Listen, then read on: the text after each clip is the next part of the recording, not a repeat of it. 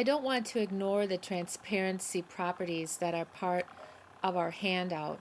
They will come in handy, but I want to forewarn you about something that could possibly happen with them.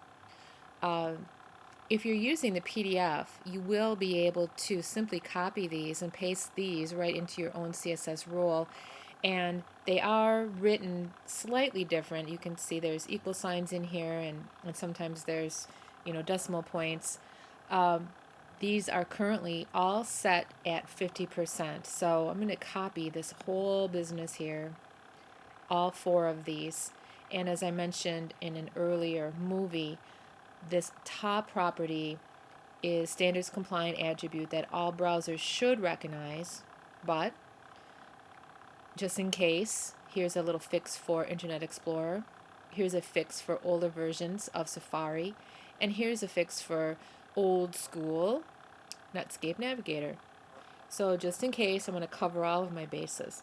So I'm going to copy these properties. And in Dreamweaver, I have a div tag already set up with some rules. This div tag has a white background, some content in H1 tags, some padding, and an orange border. So if my goal is to try to match what's happening over here in my Photoshop, let me just turn some of this business back on, you can see that I want it to be transparent. So I need to add those properties into my main rule. Now, unfortunately, because those properties are a little bit different, there's no place for me, here we go, to edit in this main Dreamweaver sort of property writing area to ask for those.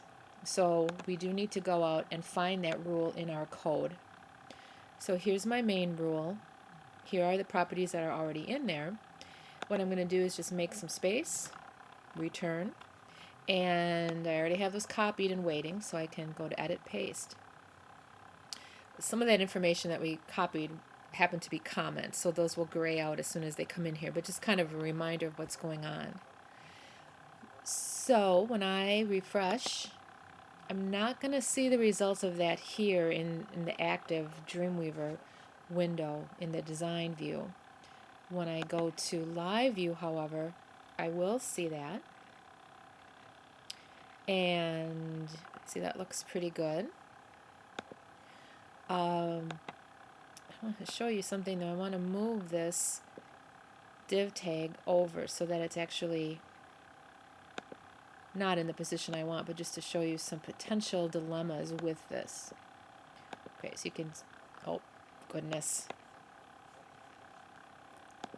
All right, here we go. When I go to live view now,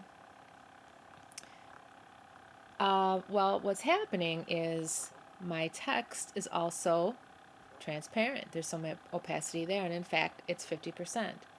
So what you have to be careful of and note is that if you put these properties, the opacity properties, onto a div tag, it affects everything in the div tag, all of your content. So all of the text that's in here is also 50%. Any photos that I had in this div tag would also be 50%. And there's really no way to get around that short of sort of stacking up div tags one on top of the other. So it is a pretty universal property. It's going to nicely show itself in all browsers, but the problem is that, again, everything inside of the div tag will become that degree of opacity.